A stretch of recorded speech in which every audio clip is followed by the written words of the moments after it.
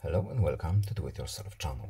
Today I will show you where to find the option and how to enable downloading voices data, for example for text-to-speech, to Wi-Fi only. So where to look for this option? First of all, we need to open settings. Then in settings we are looking for accessibility, then talkback, then we need to open settings, and here we have the text-to-speech settings. When we open this menu here, and then we need to open this cog menu here, and here we have our use Wi-Fi only option. So download voices data using only Wi-Fi. So this conserves data usage, for example, if we have it enabled. So simple, switch on, and now we will only download data via Wi-Fi. And that's all.